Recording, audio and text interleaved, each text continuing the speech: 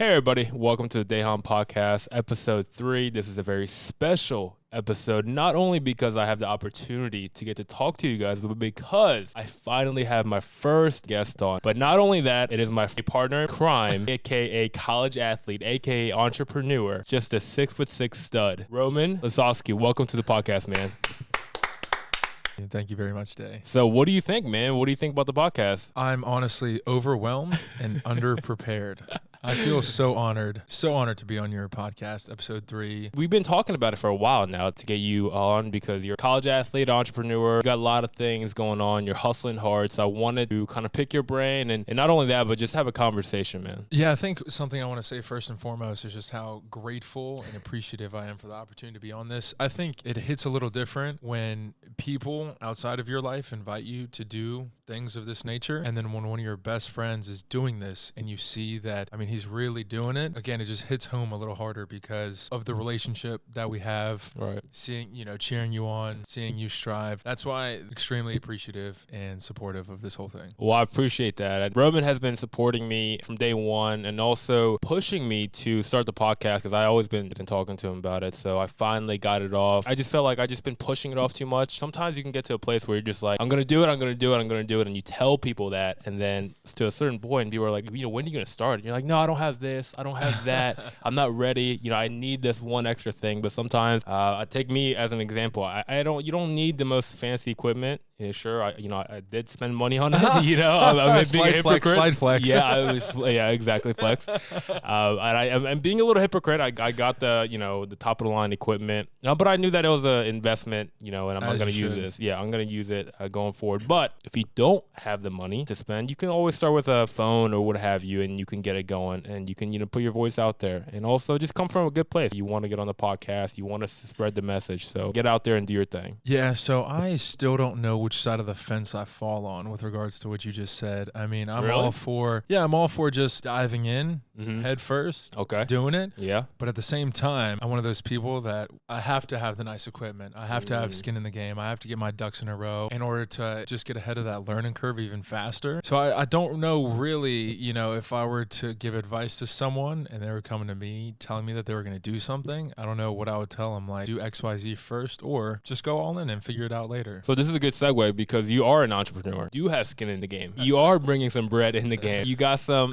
piece of you in this. You are in the business. So say, for example, a 6th grader comes up to you like, hey, I want to start a business. What's step 1? Yeah, I think step 1, that's a great question. I think step 1 always has to be self-reflection, looking inward and seeing what is it that I want to do? What am I passionate about? All the internal self-directed questions have to be asked and literally, or at least in my case, have to be answered. Like I literally had to sit down and ask myself when I graduated college before I became an entrepreneur full time, what do I want to do? I know a lot of people overlook that question and don't have it answered, or maybe it gets answered through some other avenue. But I was one of the type of people where I had to physically answer those questions or at least have it in writing to fully grasp and understand what I was about to get into. So I think that's a great point you bring up. And not only just figuring out what you want to do with work or business, but what you want to do in this life. There's a lot of questions with that. But using your example, what did you do or how were you able to ask those types of questions to be able to guide you in terms of, okay, this is what I want to get into. This is how I want to start and get in this business or get in this career field? Yeah, so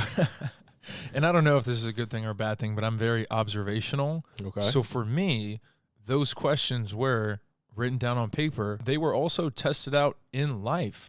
I was blessed to have the freedom to go move to a different city right after school and try out all these different things and whatever I wanted to do and worry about it later. Worry about paying bills later, worry about making ends meet later. I was very fortunate enough to be able to be in that position and just figure out those questions. I wrote down the questions. I had the answers, very observational. So I went and just tried things out and figured it out. And that just kind of led me to where I am today. So for me, again, I just had to go and trial and error. So I think a lot of us, I know certainly for me, I wasn't comfortable just sitting down and even just having that time of reflection. But was there a moment or was there a book or was it some sort of resource or talking to somebody? Hey, this is step one. You need to become really comfortable in your own mind, talk to yourself. Was there something that prompted you to sit down, get inside internally ask these serious questions. Man, you're just hitting me with all sorts of great questions today. Trying to do a good job, you know? You're my first guest. Underprepared, overwhelmed is how I'm feeling right now. Shout out to Daehan Lee. Another great question. Let me try and answer it. So step one for me wasn't an epiphany of greatness. It wasn't anything where I was like, wow. It was actually like, oh crap moment or uh-oh, because I literally moved out to Charlottesville, Virginia with no plan. So that moment for some people comes in their day-to-day life. And they're like, oh, wow, this is amazing. Now I can start this and I'm comfortable where I am so I can start this whenever I want. For me, it was kind of like a fight or flight moment. Like I have to figure it out quick. There is no other option. I'm living in another city. I'm living with someone who allowed me to live with them for almost next to nothing. So I bought myself some time in that. Expenses were low. My college debt wasn't creeping back up on me yet. So I had to figure it out quick. It consisted of a lot of alone time. But again, that trial and error, I bought time, figured it out, and then slowly and surely chipped away at it. After you did the self-reflection, did you just go blind eye? You're like, you know what? I'm going to Charlottesville and I'm just going to start there. Was that kind of how it happened? So the reflection actually started in Charlottesville. I moved out there with no plan, got there, and then started. So that could be my mistake number one that I could have done, right? Like I kind of jumped to step two and made step two the self-reflection, which I don't advise anyone else to do. Right, just move out somewhere with no plan, little money, no job. So I should not tell the sixth grader not to just move out somewhere. No. Okay, Do not tell the sixth grader, just move and figure it out later. Have a plan in place. Gotcha. But at the same time, that was my plan in place, right? I knew I was young enough, didn't have any serious life commitments yet, right? So I could go do that. Looking back on it now, hindsight's 2020. I wish I would have done some self-reflecting and put myself in a better position for when I decided to move and had some things already set up and rolling when I moved. But I moved, did the self-reflection, and then it started all slowly coming together. I know hindsight's 2020, and if you could do it again, you might have done the self-reflection a little earlier and kind of gone there with a little bit of plan. But what did you gain or what did you learn by not doing that? Were there any certain key takeaways? You're like, hey, because I went so head in first, kind of barged in with it, were there any key lessons that you took away from it? The biggest lesson that I took away from doing that is to tell other people not to do that.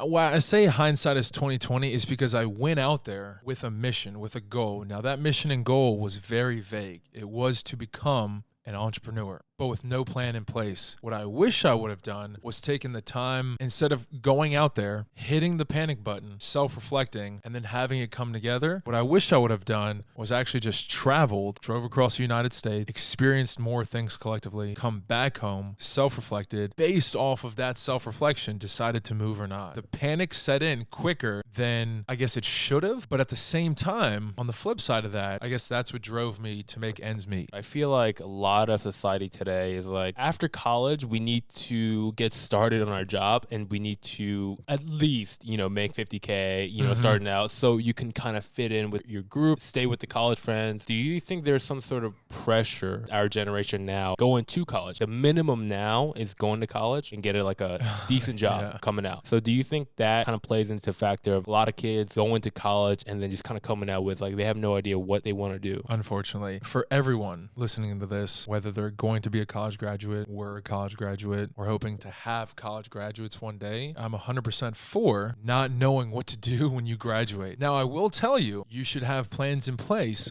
but if those plans don't go accordingly, totally okay. There's actually, and I felt it, I definitely felt it. I'm sure majority of everyone that graduates college or graduate school in general feels that societal pressure from parents. You see what your friends are doing, recent college graduates. Social media is a double-edged sword when it comes to that, because you see everyone, talking about their job offers and things like that. When really, what I'm really trying to shed light on is that the time in your 20s is to go experience the world, if you like travel, see different cultures, try out whatever job that you want. I read some statistic that the average millennial switches jobs probably 8 to 10 career changes in their 20s. Really?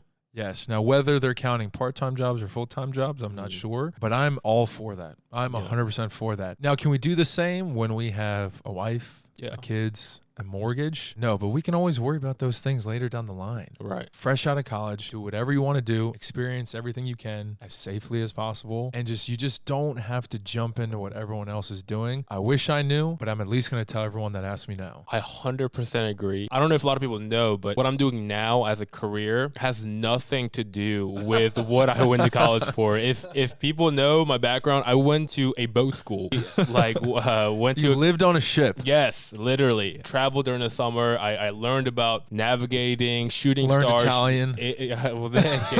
Met some Italian folks. Good people, but ate some pizza. yes, great pizza, by the way. Great time in Italy. But the point is, I went to college to study how to become a third mate. And that has nothing to do with what I'm doing now. So another testament to what you said. You may go to college, you may feel like you need to get this great job or have this expectation of getting that great job in your career field, but that may not always be the case. You may have to come out and do other things and explore. Maybe the major that you majored in is not what you want to do. Sometimes that just happens that way. In my opinion, it's really unrealistic to find what you want to do like right at high school when you pick a college and pick a major. Some people change majors, some people double major. So if you're one of those people that know exactly what you want to do, that's great. But if you are the people who are still lost, 20s, 30s, whatever, please don't feel like you're the only one. And again, to your point, I don't think social media does a great job of helping that by any means. Yeah, Day, if you don't mind, I'm going to double down on what you just said and actually say, when I came into college, I took one exam before my freshman classes started, and not like a curricular exam. I mean like an exam of what I was going to become. I got some awful answer I probably didn't even agree with. Don't even remember the exam, but knew that I took it. And then somewhere along my sophomore year, I fell into a major, and that was it. And actually, thinking back on it now, where I doubled down on your response, is I wish that there was more of that openness in high school. Like I wish I would have, like what you were saying, like I wish I would have tried out a technical center and learned a trade and then gone to college to have gotten a Bachelor of Arts or Bachelor of Science in something. I just feel like that there's not enough external. Now, everyone should always figure it out for themselves, but there's still not enough external preparation or acceptance/approval of just go and try it. Yeah. You know, it's, hey, you get into your freshman classes or you get into ninth grade, you need to know what you're graduating with. And I totally disagree with that. Man, it's like, not to bash any parents or anything like that, but I think there's some pressure coming from the parents. And I understand, especially coming from an Asian parent background, Korean parent background, you want your kid to become a doctor, lawyer, and that's it. But my parents weren't really like that. But I know a lot of people who are like that. I'm sure there are parents who are like, hey, like you got a great major and go this route. And I know the pressure is there. And maybe I say this now because I'm not a parent, but maybe who knows? I become a parent and I say the same thing. But I wish that more parents to be like, you know what, do whatever you want, try everything, try different sports, try meeting different people, try different things, and try to figure out, okay, I don't like this, I do like this, okay, maybe what I like here, maybe I try to explore more things. By doing things, you figure out a lot about yourself, who you are, you test yourself, which I really do think is these are all little steps you need to go through to be able to find out more about yourself and about what you want to do in this life. Yeah, I mean, that's a great point. And just to piggyback off of that, I'm just sitting here trying to figure out, like, why isn't there more openness to just trial and error?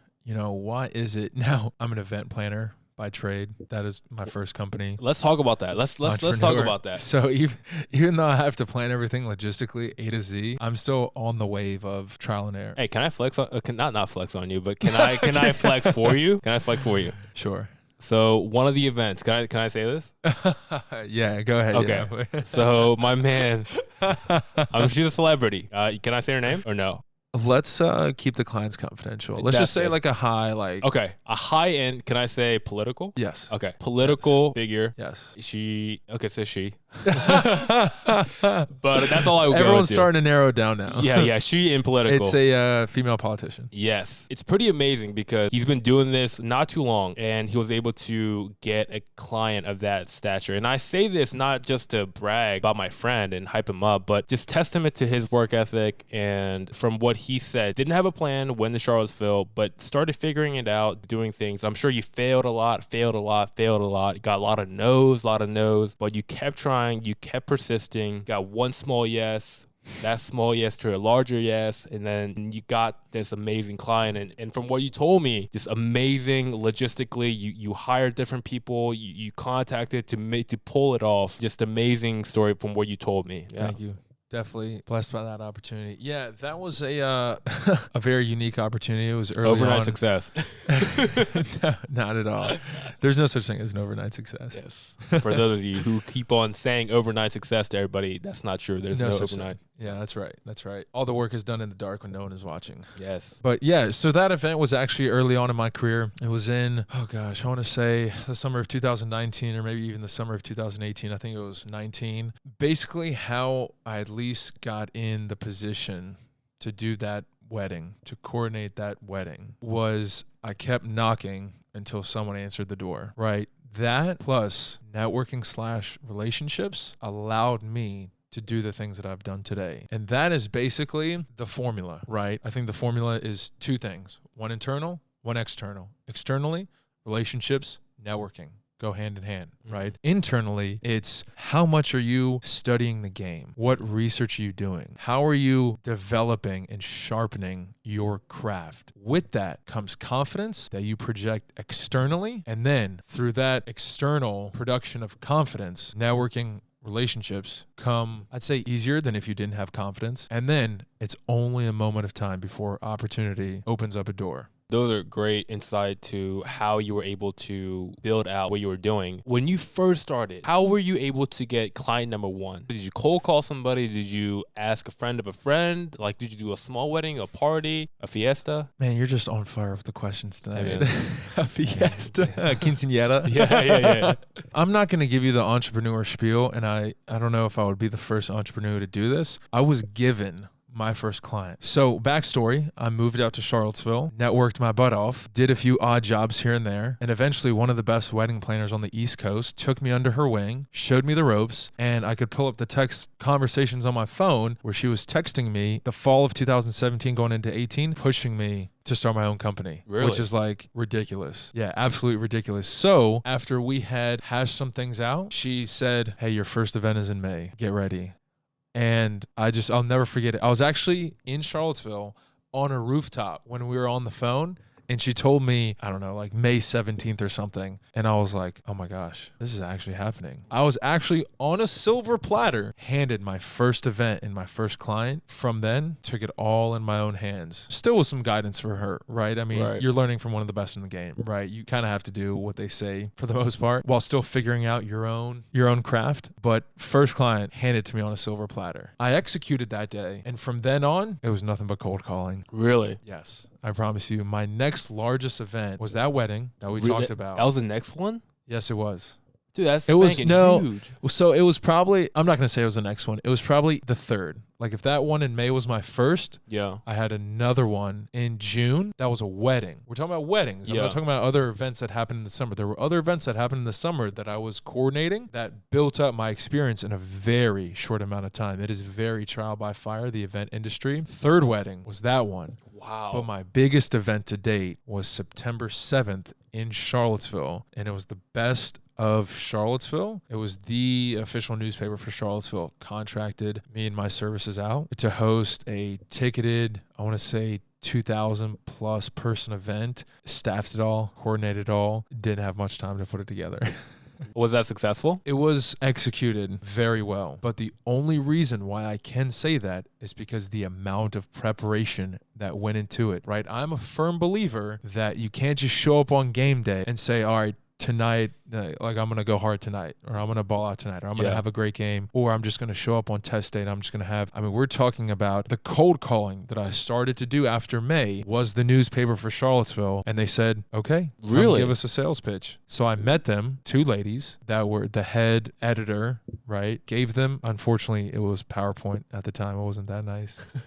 Just starting out. Pitched them. They loved it. And from then they were like, okay, so we're going to do a bunch of site visits. We're going to have a bunch of meetings. We're going to have a bunch of calls, Zoom calls, everything. And that whole summer prepped for September 7th. Oh my God. From cold calling. That was a cold call. That was literally me picking up the phone, dialing the newspaper. Now, again, I think what had really helped that was, this wasn't like the New York Times or the Washington Post. I just want to throw that out there. right? But still. This is a city of 40,000 people whose headquarters of their newspaper you could walk into and strike up a conversation with somebody, or you know what I'm saying? So Yes. it wasn't anything crazy. Yes.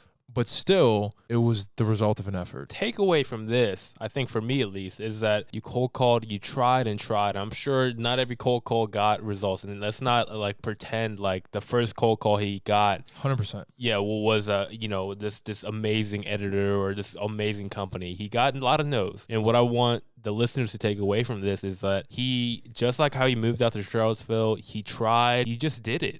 Sometimes you got to do it. You can't just expect things to make it happen for you. And especially as an entrepreneur, you know this much better than I do. I'm just trying to start this little wee bitty podcast here. But as an entrepreneur, you know exactly trial by error, failure, a lot of putting out fires and trying to put that together. And then you have some wins and successes. You know what the common denominator between me and you is, from me back then and you now, is we both had skin in the game. I had put a bunch of money into a website, business cards, business clothes, and I would go and give full presentations to boards of directors, head editors, and people that owned venues, but it was because I had invested not only in myself, but most importantly, my company. And I was confident in that. And because I was bought into that, just like you are starting out, that confidence spilled over into my presentations, and the energy is different. I mean, have you ever heard of a sales pitch where the person wasn't confident? It sounds horrible. No, I 100% agree. You could be selling the worst product ever, but man, you may have someone think twice about it if you're that confident. It's like that guy on Wall Street, right? Yeah. But on the flip side, you could have the best product in the world, and if no one knows about it, does it really matter? Yeah, is it even a good product then? Exactly. That's like when a tree falls in the woods. Does anyone hear it? Yeah. It's like the same thing, right? Yeah. So does anyone hear it? No one hears it. If no one's near the woods. Does it still make a sound though? Yes. How do you know? I feel like, I don't know. I'm like the worst math science agent out there. But if the tree literally falls, there's a movement. There's a kinetic Sorry, movement. Mr. and Miss Lee. There's a kinetic movement that's happening, and I'm sure the tree's not by itself. There's some branches and things going on. Yeah, but how would you know? I don't know, man. Get off my back. Get off my back. No. We gotta move on from that one. Yeah. But the point is, it's a similar analogy is what I'm trying to say. What were we talking about? Skin in the game. Yes. Investments. Yes. So again, it just goes back to, I don't know what side of the fence that I fall on.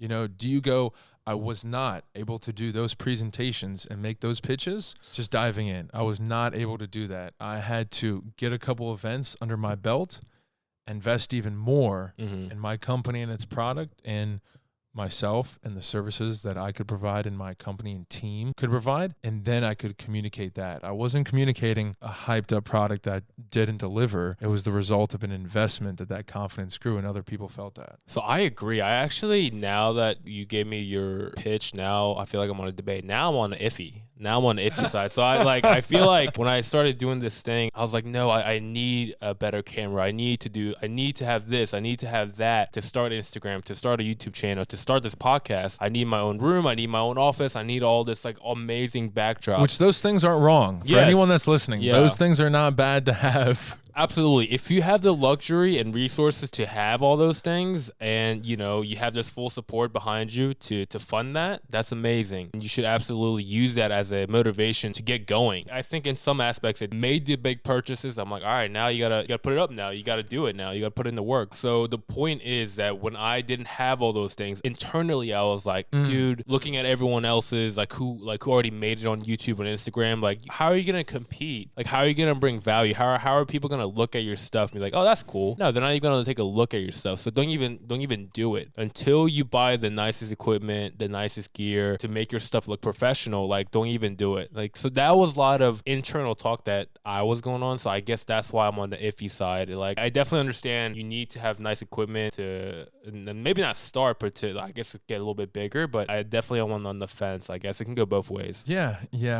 To your point though, and I want to debate this. Okay, let's do it. Is that when you see those other people and they have the podcasts that have thousands of viewers, or the YouTube channel that has thousands of subscribers. Joe Rogan, help me on, please. They can have that.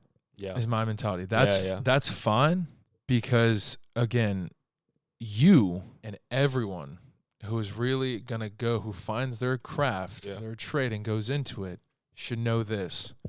It's all about the long game. Yeah. So they right now could be peaking and your body of work could just be starting, but that body of work could eventually outgrow and outlast the time that they're peaking. Mm-hmm. See, I think it's very important for anyone that looks at everyone's highlight tape, right? Because that's all social media and YouTube are, is just a highlight tape of, what everyone does, and think, okay, that's fine, but how long can you stay relevant? How long can you produce high quality content? It's very, very easy now more than ever before with the explosion of social media to be a one-hit wonder. Very true. How long can you put it on for? That's so true. And I feel like YouTube stars or Instagram stars, like they have this thing called like the burnout. They did what they can and then they don't have any stuff to make. And that's something that you brought up to me. Even before I started the podcast and stuff, you're like, what do you really enjoy doing? And that's something I really wanted to figure out before I even started a theme for a podcast. Like I love talking to people. So that's why I can talk to people for hours. So that's why the whole theme of the podcast is to have amazing people on, interesting people on, to have like the hours of conversation that and I feel like I can just do that for years. And if this is like my main source of income and what I'm supposed to do, I am 100% happy with that. I feel like I can do that for the rest of my life. Yeah, I love to hear that. I feel that before we go on, we need to know exactly as an audience where to find and listen to this podcast. Thank you. Appreciate that. It's literally on every podcast platform that you listen to. So, I mean, shout out to Anchor. Huh? Spotify? Oh, come on now. Yeah. Hey, your boy on there. Your boy on there. That's what I'm talking about. He's in a small corner. Go listen to him on Spotify, man. Your boy in a small corner, but he's there, though. He's there. He's there. I got like some real estate in Spotify. Yeah, for sure. That's awesome. They call me the next Joe Rogan on the come up. So, yeah. But with long hair. Yes, I have. Well, I don't know. My haircut's looking pretty shoddy, but yeah, I am on Spotify. I am on all iTunes? Different. Yeah, I think so. No, actually, I'm not. I actually don't know. But I do it through Anchor. I don't think anyone really listens to iTunes. Yeah. But I do it through Anchor, and they do a great job just distributing out you would just upload. So anyone listening who wants to start a podcast, here's a little tip. So you record the podcast, and then you put it on Anchor, and then they will, as like a middleman, as like a newspaper boy, they will just send out your episodes to different platforms. That's awesome, man. Yeah. Yeah. I mean, every 5 minutes we got to tell people where to find it. Well, okay. Well, if we're gonna do that, it's just volume, just a game of numbers. Well, then let's talk about your business, man. Like, I mean, like, especially with COVID, it's now that we got the vaccines out, it's looking better. But when it first hit COVID, how was it for your business, especially for a business that requires big, large gatherings, parties, fiestas, bar mitzvahs, what have you? How did the COVID impact hit you? Yeah, what a great topic to get into, because I think it's one, very applicable and realistic. We're still living, even if we're seeing the light at the end of the tunnel, we're still living in those times and still readjusting, adjusting to everyday life. So winter's a little bit slower for me. I can't speak for all of the event industry, but I know winter for me, we go from outdoor, right, to more indoor. That's where the type of events that I do drastically change. And then I think generally the number of events drastically change as well. Again, not speaking for the event industry as a whole, just myself and my portfolio of events and venues that I've worked with, right? Colder, at least where we live. Most people don't go outside. So my last wedding before COVID hit was New Year's Eve, right? Oh, wow, really? It was 45 minutes south of Charlottesville. It was an unbelievable wedding. And usually for every winter season, that's when I kind of recalibrate, right? And get the spring and the summer. First, fall, biggest for weddings by far. Right? Summer might get a little too hot, but you'll have definitely some outdoor events. Work with a different variety of venues in the summer for a different kind of event. Also spring, awesome for weddings. Fall, king of all. Winter is where I kind of settle down, ease up, recalibrate, and plan for the rest of the year moving forward, right? So New Year's Eve, wedding, hit it off, awesome. I took January kind of off, vacationed, relaxed, kind of the people that were working with me at that time, got them all together, and we set some goals. We set some goals for that year, quarter goals, annual goals, all sorts of goals. And then February came around and I did an event in February, one or two. And then all of a sudden, early in March, everyone starts talking. There's this thing that's on the news that everyone's talking about. And much like everyone else, completely caught off guard. And March 15th hit and it was over. I mean, people were running to the grocery stores. Right. People stocking up on this and that, and just us as a nation and as a globe not knowing what to do. And then me being an entrepreneur thinking, wow, this is my livelihood and my craft and what I enjoy doing, one of my passions, and it's just gone, right? It's like, how do you overcome that? And so first things first, you figure out just how to live day to day, because you can't really take anything on if you don't have kind of like your day-to-day and your basic essentials and priorities figured out. So I'd say from March to April, it was, man, what's going on? What do I have to do? How can I take care of myself first?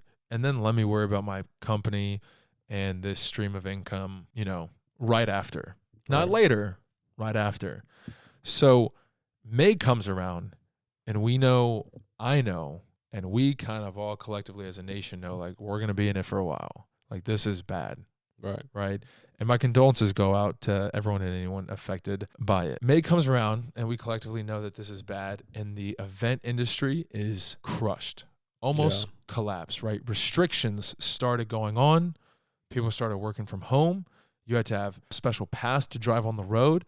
I knew I was done for, period. So I think looking back on it and reflecting now, there's nothing that I would have done that would have been different, right? Like, how can you, right? Because I am at the mercy of an industry and the industry's needs.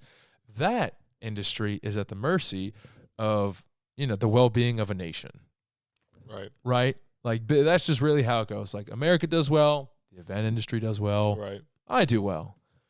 Right? So there's nothing I would change looking back on it, but I will say very important to at least have.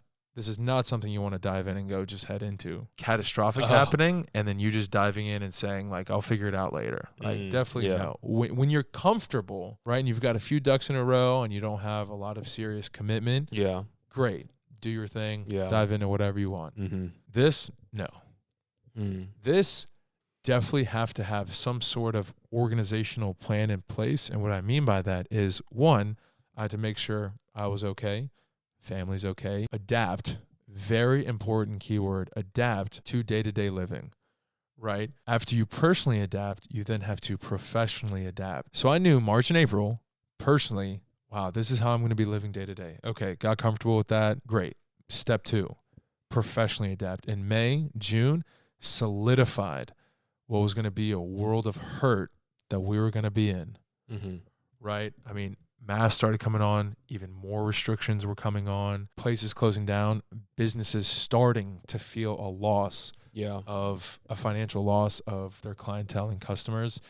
So I knew I knew that it was going to be a while. What was that while? Wasn't sure, but it was going to be a while before the event industry would recover, and I would follow that recovery right after. Much like anything else in life, you just have to adapt. Was very fortunate to be in the right place at the right time to franchise another business about 6 months into COVID, and now on the path to recovery, really starting to, my second business now, starting to uptick and grow with that recovery as well. Seriously, especially in the event industry, like, how could you mean the effect of COVID? Not at all. And what it would do. And especially restaurant industry, the event. They probably got it the worst. I feel so bad. Yeah. Yeah, I mean, I could be wrong. For anyone that's out there listening that works in a different industry, that's probably hurt worse. I could be wrong.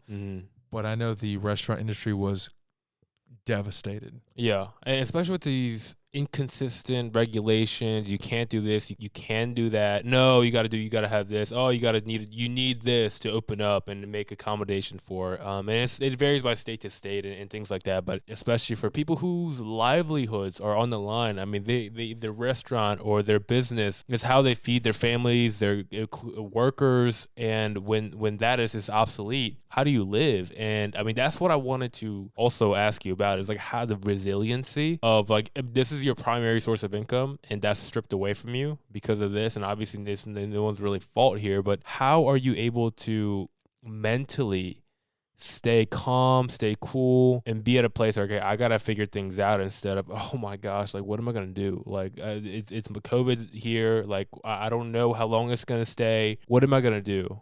Like, instead of being hopeless, like how are you able to find different sources of income and kind of persevere? Yeah, so I would start off by answering that by never having all your eggs in one basket. Right.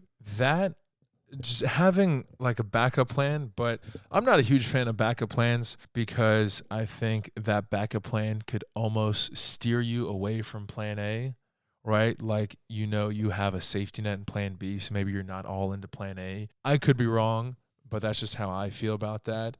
But I mean like a real emergency, like plan B, that's not necessarily a safety net, but like hey, I will do this, if I have to. Mm-hmm. That, right? So having you yourself having different plans in place for when certain circumstances arise, but also building yourself up to be versatile in almost everything or anything. So again, it kind of goes back to the all your eggs in one basket, but I mean that in a professional sense, and I mean that in a personal sense. So I knew that I was an entrepreneur, right? And right now my main source of income was wedding planning. That was crushed. So I had to go to phase 2, right? I knew that I could still take what I learned from the wedding industry and what I learned as an entrepreneur to then invest in a franchise who I researched and studied, because being an entrepreneur is a craft in itself, not only the thing that you do or the trade or the service or the product that you provide. Being an entrepreneur in itself is a craft. I knew that I could do phase 2. I was all into my wedding thing. That was crushed. Moved to phase 2. But through phase 2 and moving to phase 2, I knew that if I could do anything else, I could, because of the lessons that I learned and the experiences that I had. So even though phase 2, knock on wood, worked out and hopefully is still working out, I knew that even if phase 2 didn't work, that I could be more open to anything else that could provide a day-to-day income. So that is such a good thing, and especially like people who have their business, and maybe they find success and they're just like, oh, I'm just gonna run with this, and not kind of situationally aware of like the opportunities around them and things like that. I feel like what you hit on is so important, in the sense that like you have to be able to have your ears open, eyes, of course, on the prize, but also listen to things around you. How could you expect things to, grow in the future and things like that, and be aware of opportunities that you expect to happen in your industry somewhere else. And you've definitely found it through networking and having all these incredible people around you to kind of guide you there, but also doing your homework and doing researching and be able to balance it and have this another source of revenue in this time. And if you didn't do all those things, and you wouldn't be in this place right now. Yeah, absolutely.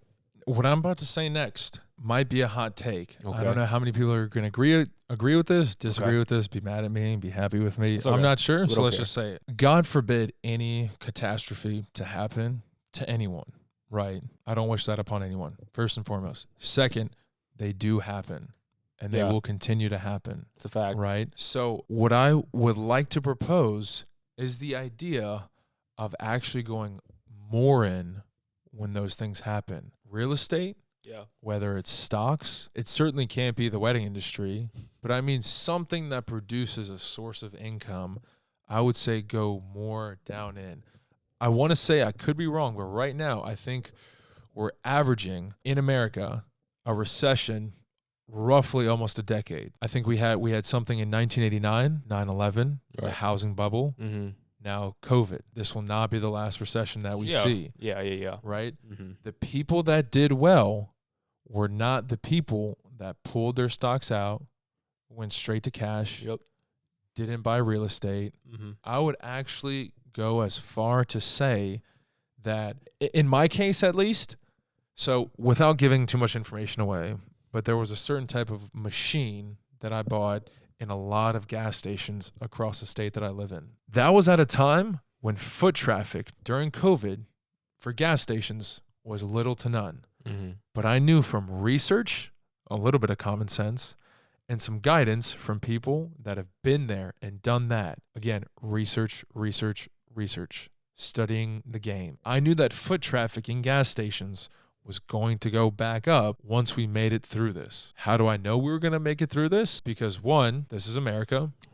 Two, even bigger, this is human civilization, right? We just keep moving forward. We just advance and progress. That's just in our nature. That's just what we do. So I would go as far to say that we absolutely should be prepared for anything catastrophic, economically, financially, nationally, that happens, right? Pending that you're okay and you can invest much harder into something that you've studied or that you're just getting into. I can't tell you how many of my friends, how many people that I know bought houses as soon as the housing bubble burst. Bought stocks as soon as COVID hit. And have made it on the other side way better than if they just bought those things during regular times. So that's like the thing with Warren Buffett. He always says when things are always going up, everyone's buying. But then when everything's in the low, he starts buying. And I think that's a very important thing. When people are very pessimistic and they think everything's going to go, to help head in a basket and just everything is going to start failing. It's the end of the world. That's when you find the opportunity in the stock market and businesses, because when some things go down, other businesses will grow because there's a demand always. I think that's an excellent point that you bring up. In order to do that, you need to find the opportunity, spread the eggs around, be able to not only depend on one source of income. And that is why you want to kind of get in your own business, right? You don't want to. What if you get fired? People who are just working. This is applicable to you, not just entrepreneurs. What if you're just working and then you are cut? And this is applicable to a lot of people in the pandemic, and they were cut and they had no livelihood, right? Sucks, and I don't wish that upon anybody. But at some point, self-agency has to take place. Yeah. I know that hopefully one day, God willing, that I provide for a wife and kids. And I'm going to have to step up to the plate and do that. How? Don't know yet, but I'm at least figuring it out. One of the most important words, Daehan, that you could have said was the R word, the word research. Because what's crazy to me is that I know whatever room that I walk into, for everyone listening out there, I am not the smartest guy in the room. That's just facts. I can tell you that, and I can say it because I know me better than anyone else. I'm not the smartest guy in the room. The thing that's under my control is research.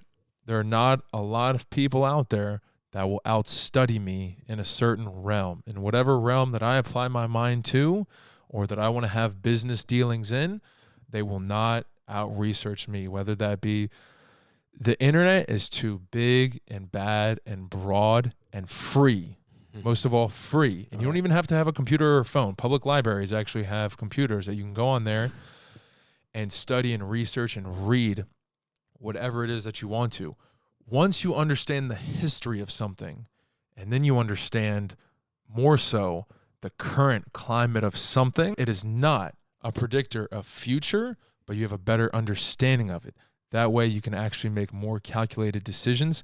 And again, I can't stress enough the word research and how free it is. I've had the greatest pieces of advice given to me by millionaires. Very fortunate enough to meet in my line of work, and they were all given to me for free.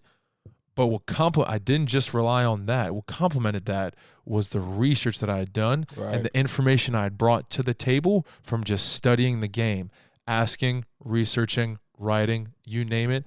I did it to make sure that when I got the opportunity to be in a conversation with someone that was a veteran in whatever trade or skill set that they had, that I at least knew some level of what I was talking about. That's applicable to everything. It's not just research in terms of your business. It could be doing research for your freaking interview. Like, you got to know what you're going to be employed in. Guys, right? You got to know the company you're interviewing for. Like, if the plan is to spend years there, please understand and know the ins and outs of wherever you're applying to.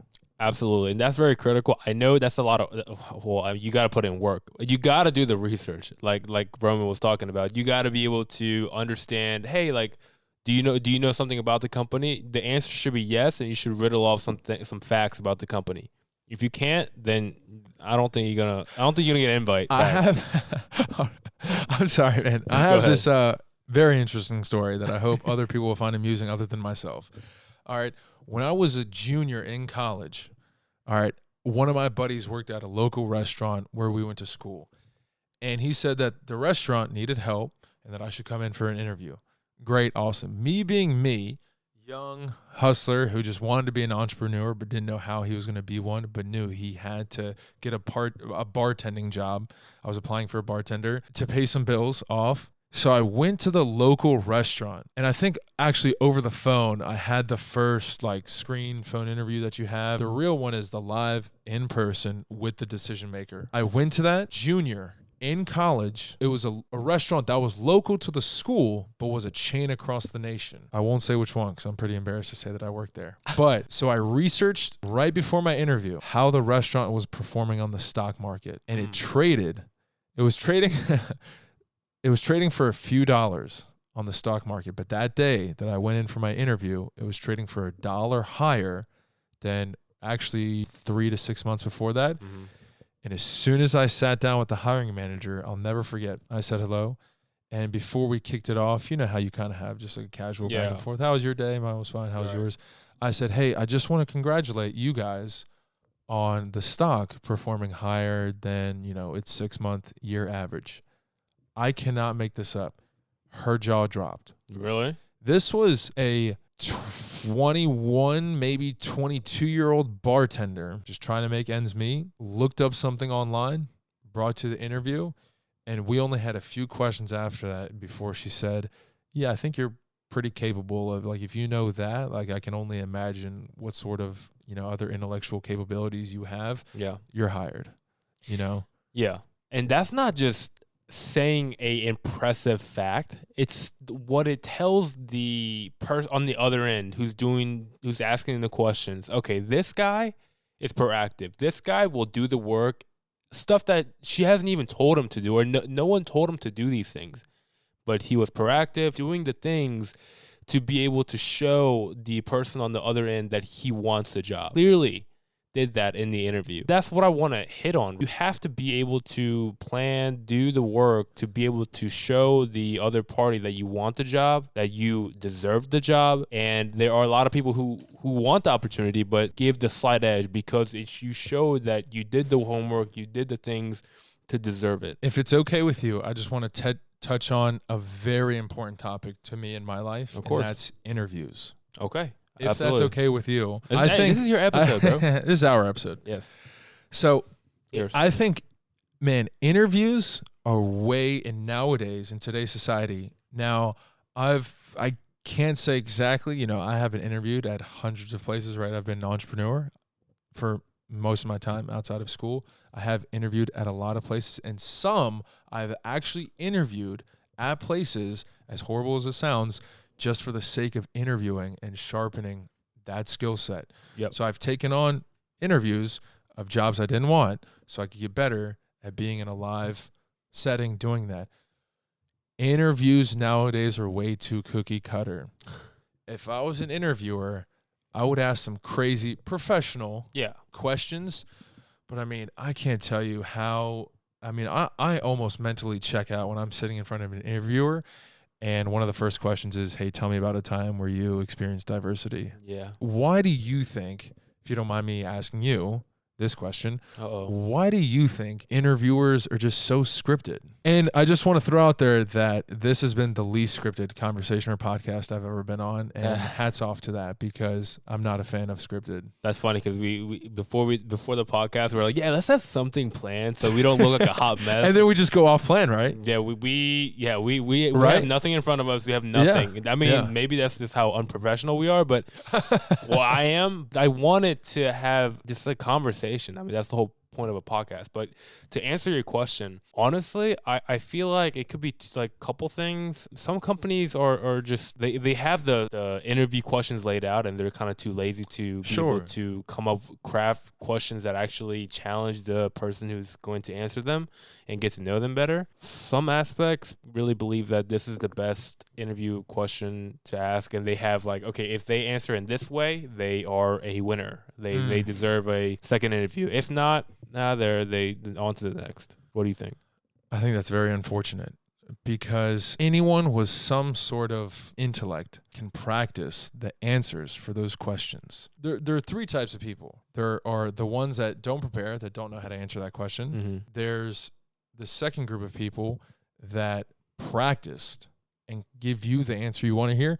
And then there's the third that answer the question, but do it in such an intellectual way that you would never think they practiced that question, right? To me, in my mind, there's only three. I would just want to position the questions to really touch all corners of your intellectuality. Yeah. Like, I want to see how creative you are. I want to see how fast you can answer. I want to see at the same time how slow you can answer. Mm-hmm. I just want to see how you react when questions that you can't practice for, because in everyone's line of work, there's going to be something you're not ready for. So why can't we replicate that in the interview process just to see how you would react? Because one, I want to see how you react, right, first and foremost. Right. Two, it's going to happen. And that would provide insight to the interviewer / the company as to, wow, if this person's going to handle it this way, I want them or I don't want them. So why don't we just ask within a professional capacity more creative questions? For example, I read this one on this blog of this guy who was an interviewer who would ask his candidates probably a couple questions in, not to start. He would ask them, if you were any type of cereal, what would you be and why? Now, can you imagine if someone in a corporate setting was asked that question? One, they would either wouldn't know how to answer it. Two, would say something, still not really know. And then I would be most amazed by the person that answered it. And even if they said some ridiculous cereal, tied it back to some sort of skill set that they had, that's the person that I want. I 100% agree. And by the way, the guy's answer was Frosted Flakes because I'm great. Oh, how awesome. That boy's smooth. How awesome is that? Why can't we have more of that? That is a great question, honestly. But also, as someone who interviewed for the first time, and literally, I look like I took a shower in front of the person interviewing because I was so nervous. I used to be very nervous, and I used to sweat all the time. So even when I gave presentations, I would sweat a storm in front of my friends. But like, I don't know, I was very nervous and I couldn't sleep before a presentation, let alone interview. And this is, I interviewed at the YMCA, the local YMCA. Wow. Yeah. And he wasn't even asking hard questions. And you know what the funniest thing was? I was sweating so much, he gave me a tissue. I had like a blue button down. Hey man, I feel kind of bad for you. Here's a tissue. No, like he didn't say that, but I saw it in his eyes. I saw it in his eyes. Yeah. And that's the worst. And I got hired. I mean, that shows how nice that guy was. But the point is, that stands out, what you talked about, like being able to be quick, being able to kind of relay that information. And not everyone is a great interviewer, and I understand that. I certainly was that, and I feel like I need to still work on it. But practice. I agree. But also to me, so now, how'd you learn how to ride a bike? How'd you learn how to interview? Yeah, you did it. You brought up a great point, and you said you talked about just going on interviews for the heck of it and no intentions of even accepting the offer or not. But the funny thing is, my greatest mentor in life, she told me to do the same thing when I got out of college. She's like, I don't care where it is, who it is, you go interview right now. Just go interviews on interviews on interviews. Wow. And that was probably the best thing. At the time, I didn't know why. I was like, oh, this is such a waste of time. Like, I'm not going to take the job there. Like, well, why you want me to do that? But looking back now, probably one of the best things I ever did, because now I look forward to interviews. I look forward to just blowing their pants away with just like charisma, jokes, and asking them questions. Like, I love doing that. Let me get this straight. You did not do well in your YMCA and possibly other interviews. 100%. Right? So you joined the dark side and started interviewing people so you can make them sweat.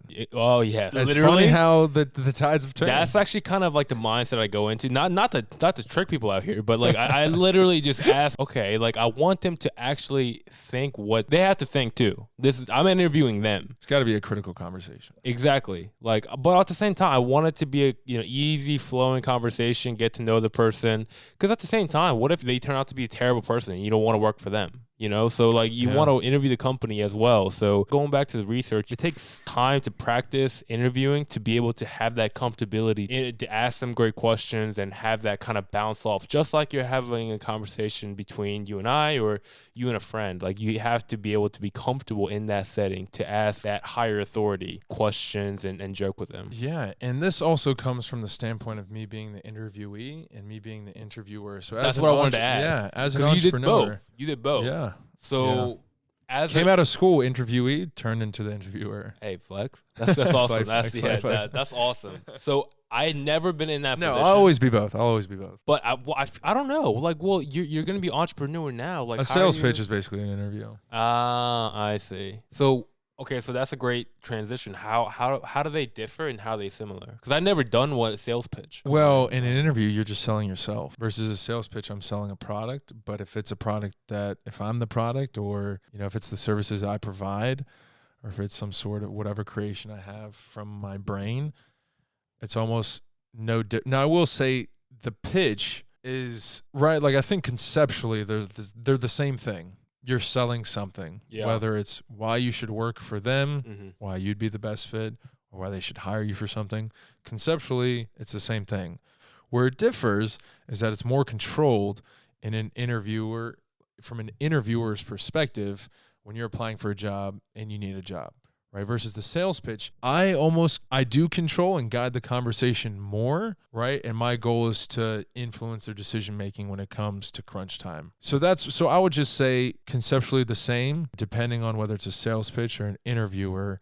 It changes who has the control and who guides the conversation. Now I clearly understand like the similarities and the differences between the two. Sometimes I feel like I done like a sales pitch of myself. I just really didn't know it, especially like when I try to get clients or things like that. A lot of it in the interview process and stuff, you really are selling yourself. You're talking about who you are, what you can do, your experiences. Yeah, exactly. So in a way, you really are kind of doing both, at some sort of level. And to touch back on what we were talking about earlier about being fresh out of college or being in school, man, for everyone out there listening, because everyone's going to listen to the #1 podcast in the world, right? Whatever job you're applying for, right? Obviously, do your research, know what you're about to step into, really know what you're about to step into. And what I mean by that is your one chance, right? The step right before the offer or not the offer, which you still have ultimate authority to accept or decline. You need to find out in a very short amount of time what the day-to-day culture is like and what the hiring manager is like in a very short amount of time. I cannot stress that enough to anyone that's either a recent college graduate, making a career change later in life, flipping from entrepreneur to employee of a corporation, vice versa. Please do your due diligence for the sake of you, because you really need to find out what is it like day to day. Now, what do I know about the company, right? Is it a successful company? Is it on the up? And then what's the actual day-to-day like? And would I be comfortable? Now, not too comfortable, right? Because everyone should experience a certain level of uncomfort. But I mean, like, Agreed. if it really, in my opinion, an interview goes both ways. I interview the person that's interviewing me, even though they have the position that I may want. Both collectively have to see if it's a good fit for us. I 100% agree. And I think it's a lot easier to do that because like I always look at Indeed, Glassdoor, Monster, different websites like that. I always look at reviews to see if this company is, obviously some people might just have a bad bidder into a job and maybe it was their fault. But I always look at some reviews and be able to take away some sort of snapshot of the company that some I just look at the reviews and I'm like, okay, terrible company, I'm not going to apply. Some I just like, okay, I'm interested in the company. I definitely look at the reviews. And some you get some gold nuggets, again, to research, right? Like, oh, this is what they asked me. And like, you can kind of prepare. And again, like you have to be able to do that. And you wouldn't know unless you did the research aspect again, going back to that point, effort, big components of that. But also if you are so nervous or you don't know what you get into, for me, I wasn't at a point where I can ask any questions. Like going back to that YMCA horrific day. Oh God, I was so embarrassed, but I still got the job. But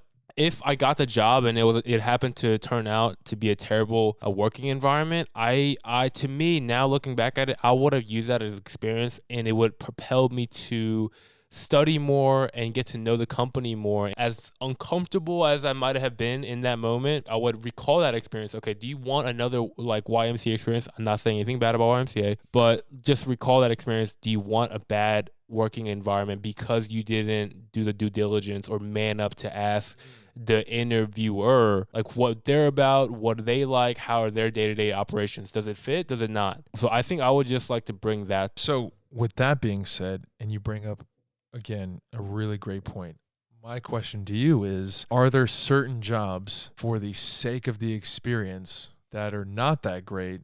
Would you still have people work or push people to? For example, I think everyone, at least once in their life, should work in the restaurant industry. So to me, man, I think I mean, like, do you think everyone should have experienced the YMCA in your position at the YMCA and have learned something? Like, was there some sort of learning lesson that was that great from that position and that corporation that you would want everyone else to experience?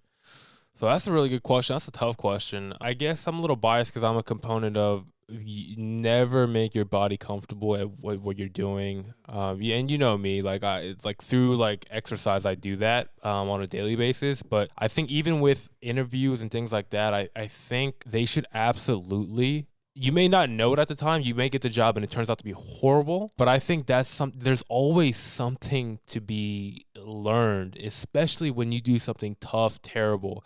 So I guess long answer short, yes. Ideally, you may not know what you're getting into, and then it turns out to be horrible. But I think that's okay. I don't think that's time wasted unless you're just there for like 10 years or something. But who would want to stay in like a horrible environment for that long? I think it's never bad work for a boss who's, mean or whatever, just bad. But I think that will propel you to do better, to be better, to do more, whatever you got to do next time to never be in that environment. That is your new low now. You move up and you move up and move up and you keep on changing standards and you improve your standards. I 100% agree with that. I hope I answered that. Yeah, absolutely. I think the message that you were trying to get across was that everyone listening to this, please go interview at your local YMCA.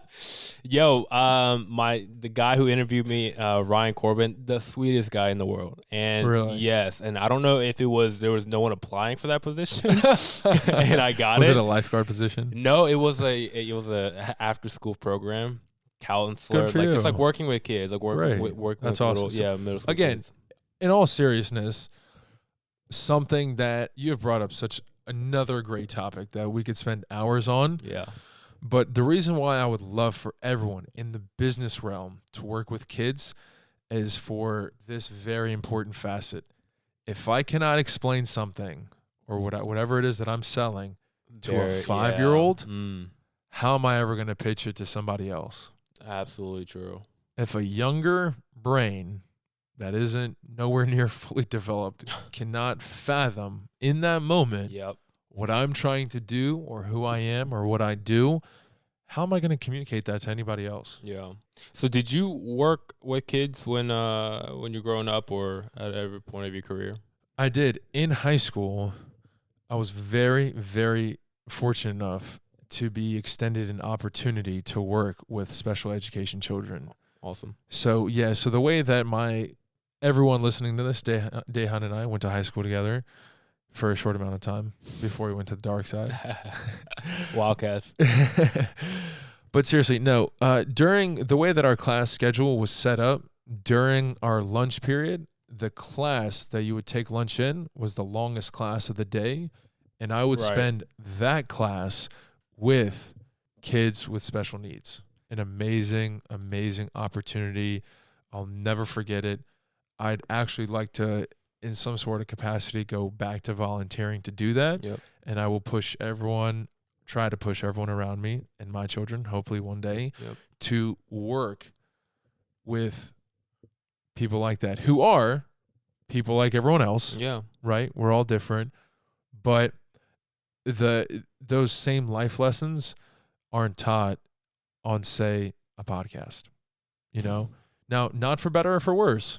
Don't be mistaken when I say that. Just different life lessons. Yeah. I just enjoyed working with kids. And also, I mean, like, you know, How long was that position for? Like, how long did you stay in that position? that was when I was going to J Sarge. I think it was like 8 months or something. I think a Oh little bit wow! less So than a actually, year. a Yeah. good chunk of. I mean, every day, Yeah, almost every. I mean, Monday through almost every day. Friday. Yeah. Yeah. Wow. Yeah. So I was going to school full time at community college. And that's another subject we can talk about.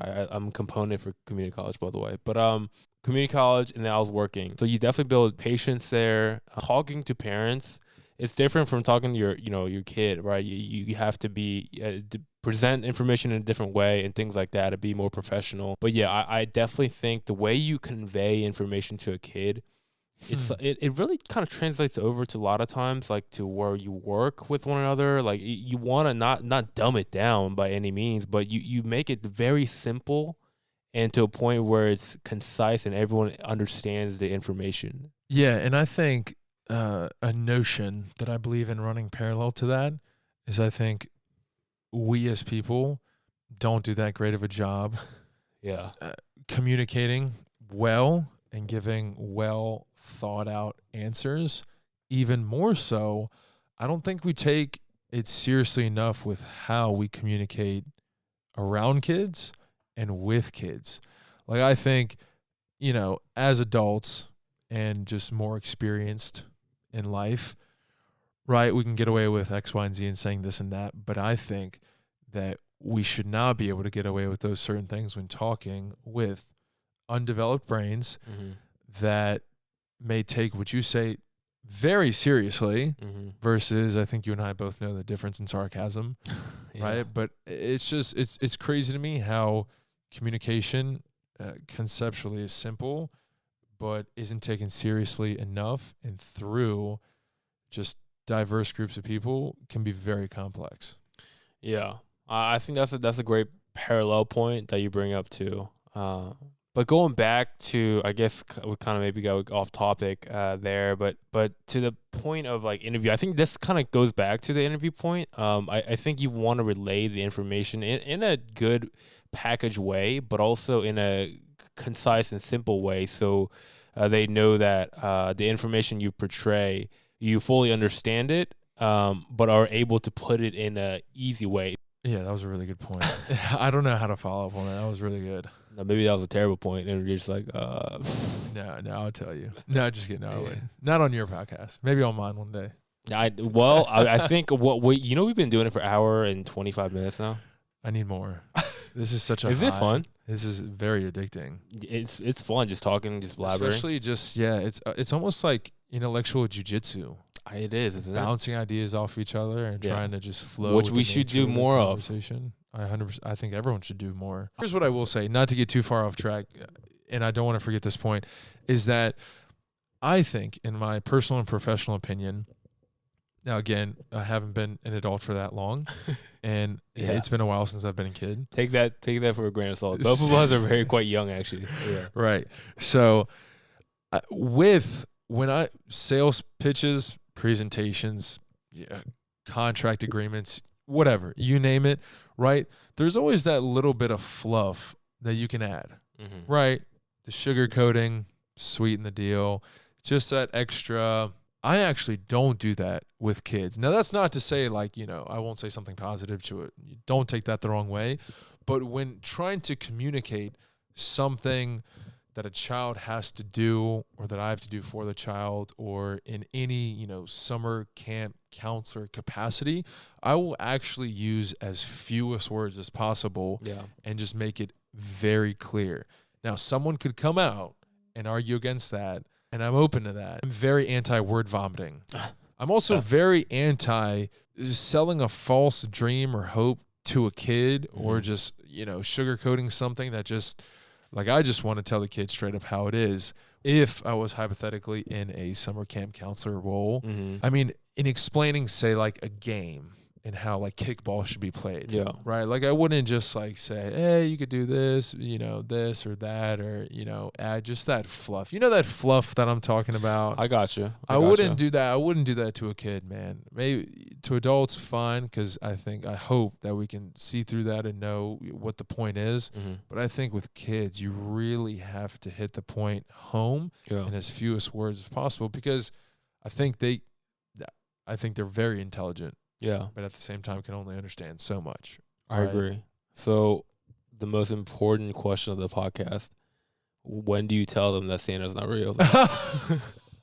With all that logic Man. and straight to the point, when do you tell them? That is the most important question of the podcast. For kids who are listening, Santa's real. Santa's real. You just turn it off. Turn the podcast off right now. Subscribe and turn off. Subscribe, resubscribe, comment below, and all that good stuff. And reshare, comment, subscribe, email, MySpace, whatever, but turn it off right now. No, but I do have a funny story about that. Yeah. So, unfortunately, I learned that truth later on in life, later than when I should have. And how I found out was that my biggest flaw, I'll be very transparent with it. I procrastinate, right? But when it's crunch time, it's crunch time. Yeah. Right? I just wait until crunch time. Not for everything. So if any of my clients are listening, I do not ever do that. But for everyone else listening. So there was one day, it was 2 days before Christmas. I'm not going to say what age, but I actually forgot or put off the list that I wanted to give to Santa. Give to Santa, right? Yeah. And so I actually, God bless my mom. I went to my mom Christmas Eve, went to her house, and I took out a piece of paper, and with a number 2 classic pencil, I'll never forget it, right by her fireplace, I wrote down everything I wanted. I probably 20 things off the top of my head, came up with what I wanted, and literally a scratched notebook piece of paper with the ruffles on the sides. Right? Like you ripped it out, you tear it. It wasn't a clean tear. Ruffles on the sides, number 2 pencil. Gave her the list and said, okay, can you hurry up and get this to Santa? Oh, man. Needy-ass kid. Either 2 days before Christmas or even Christmas Eve, I did that. And that's when the look on her face gave it all away. She just looked at me and was like, yeah, this is impossible. And that's when it hit me, and I'll never forget that day. It was cloudy. It wasn't raining, wasn't storming, wasn't sunny. In your cloudy. heart you were, though. And I was just like, wow. Like I think in my head, I wanted to test Santa. Right? Like I wanted to see like, wow, can Santa, because Santa came in clutch every other Christmas. So his record streak, he was on fire. Really? He got me everything I wanted every Christmas. Shout out to your parents, though. Right, yeah. Facts, 100%. Love you, Mom and Dad. So me being the little brat that I was and thinking I was smarter than what I was, said, okay, well, and procrastination a little kicked in a little bit. But I was like, okay, like let's see if Santa can come in the clutch. Yeah. Still believing in this imaginary figure. Yeah. Gave the list to my mom, and she just let me know how it was. But how it was a tough list. It was a tough list. I'm sure you were in the fields a little bit, but did the kids not tell you? Like, when you go to school, I rebelled against it. I rebelled. Oh, really? They would, I would fight them on two people, Santa Claus and the Tooth Fairy. Man, I've got. You thought the Tooth Fairy was real? 100%. I have this crazy story. When I lived so the Santa story came when my mom lived in a house, but when we lived in a townhouse, right? I would lose a tooth in school, under the pillow. Right, there'd be a golden dollar. I think it started off as like a quarter, and then it worked its way up to a golden dollar. There was like a streak where like I didn't lose a tooth for a while, and I lost a tooth, and I thought, man, it's been a while. Like golden dollars aren't enough. Yeah. So with my tooth, I left a letter under which my mom still has a letter. I can pull it out. Wrote a letter to the Tooth Fairy asking if I can have $2 instead of $1. Long behold, the next morning, I had $2 instead of $1. Yes. So basically, when I would go to school, kids would say, hey, jokingly or through passing, I'd be like, no, it's. I literally asked it. I tested the Tooth Fairy, and the Tooth Fairy came through. Like, obviously, if they came through, they're real and they're listening to me. So let me ask you this. So you believed in Tooth Fairy and Santa at the same time. Okay, the same year. Did you not believe in them, or the same month? No, it was just the Santa thing. That was in my child brain world. That was pretty rough. Rough. But the Tooth Fairy, that was just kind of like a time like, oh man, like with reality kicking in, this sounds kind of like a dumb idea. Yeah. But it probably wasn't until I was about like 18 that I stopped asking for money from the Tooth Fairy. Really? Yeah. I'll just go buy fake teeth. Like the ones that the dentures that old people would get. and I would put them under my. Where do you get that? I'm totally kidding, man. Oh, I was like, Jesus Christ, man. I'm totally kidding. But no, I think the biggest lesson, in all seriousness, that I learned from all of that is that it's not, again, I'm sure some parent, I don't have a kid, so I don't know, but I'm sure some parent out there could argue tooth and nail against me.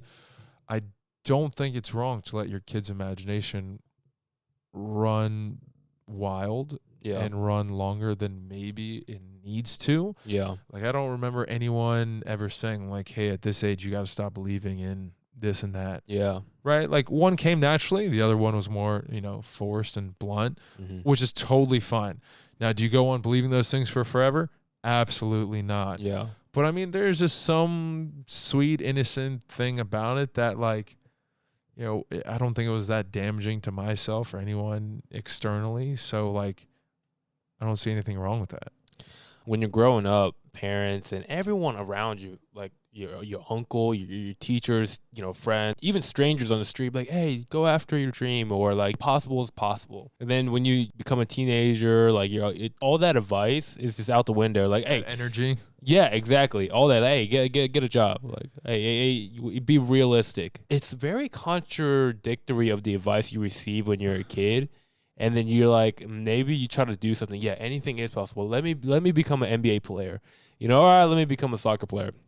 And then when you actually kind of become a mature, you're like, nah, like, that's not realistic, man. Be an accountant.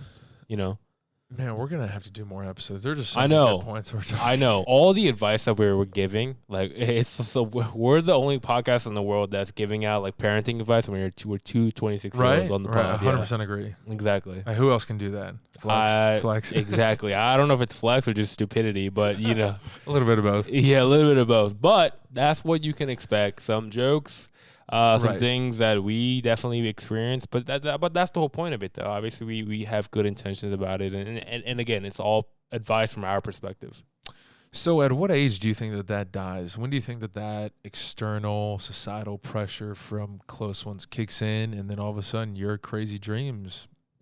I guess I might not be the best person to ask because culturally, I come from a Korean background, and none of Tooth Fairy. I would love to hear more about that, by the way. I'd love to hear how that shaped, just whatever creative imagination and hopes and dreams you had when you were younger. And this is not a negative thing about my parents. No, of course not. This is culture. Yeah. Upbringing for me, like, we were just classic immigrants. We came over here. So like Chris, like, maybe we had Christmas off, but like almost every holiday we worked, and I saw that. Wow. So to me, there was no Santa. To me, there was no Tooth Fairy. I didn't even know that was a thing, honestly, until I grew up going to school. Like, oh, with Tooth Fairy, like someone. Wow, because it's not an Asian culture. No, I honestly, even though when I came over here, is there an equivalent of that in Asian culture? Honestly, I didn't even live long enough in Korea to even tell you. Maybe if there is, I have no idea, but I don't know, honestly. So. I really... You missed out on a lot of dollars. We kind of needed it for mortgage and stuff like that. Those dollars were going to good cause, I will say that. More fortunate than a lot of people. First generation immigrant, that's all you have to say, man. Yeah. That's tough as it is. Yeah, by no means in a bad situation. I had two amazing parents that worked hard. Definitely had to grow up than most, maybe. But I think looking back now, I'm very fortunate and blessed in that because I wouldn't be as mature as I am. I think I have a different perspective. I want to have... My goals are a little bit more different. So I definitely appreciate that to my parents because if I didn't go through that, I think I would be a lot more different. So then the $1 million question being, okay, what do you let your kids do? What would I let my kids do? Right, as in, from your upbringing to the American one, which one do you let them have or be a part of? A little bit of both. As a parent, you want to give everything the best for your child experience. 100%. But I know that maybe I don't for sure, but I seen kids who had all the resources and their parents were doing very well, so they gave everything the kids wanted. Spoon-fed. Yeah, and I don't think that's the way to go. Adversity, toughness, having respect to elders and others, how you want to be treated. Also, not the victim mindset, but I hate that shit. Quite frankly, I want to get them into sports, take them to like homeless and feeding and all those stuff. Take them to areas where, you know, it might not be the best to live in, but understand that you appreciate these things and you don't treat anyone less. Just have those rooted, good Christian morals, you know, not be so money hungry. Just be a good person. I think as a parent, you want that in your kid. Yeah, and I think it's so funny too how our points, one of the last things I'm going to say, is how our points just circle back to a point that we stated earlier. Much like I stated, that one of my largest regrets in life is that I got out of school with no serious commitments and didn't travel and experience enough cultures and experiences. I think that is one of the most, how do I say this? Some of the fastest and greatest learning you can do is actually diving into different cultures, mindsets, environments, experience and culture, and just diversity in itself, I think is such a trampoline to other amazing things. And I think we really take it for granted. Obviously, if you have the opportunity and resource to do that, that's wonderful to travel and stuff. I don't think it's stressed enough, and I'll try to tie this podcast in a bow as much as possible as I can. But you talked highly about your ability to network, and it's not easy by any means. Not everyone has the social skills, and Roman is a social butterfly. He's able to talk his ass off in a good way, like be able to make someone feel amazing, converse very well.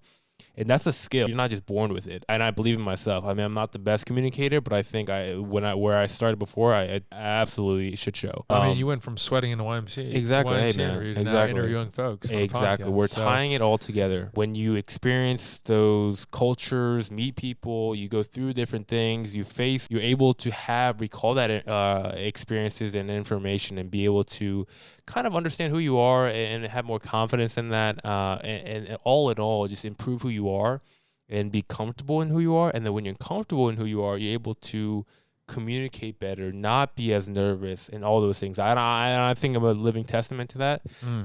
But yeah, I think the advice you give to hopefully the younger people that is listening, I think it's very valuable. If you can just meet other people, get out of your comfort zone. If you're a football player, go to the chess team, and That's right. you just talk to them, hang out with them. Get out of your tunnel vision. I think more of that should be promoted instead of, no, you're wrong, like I'm right. As my first guest on the pod, what do you think, man? I just want to say that for everyone else that has a podcast that claims they're the number one in the world, or not, maybe not even number one, but up there, I don't believe you.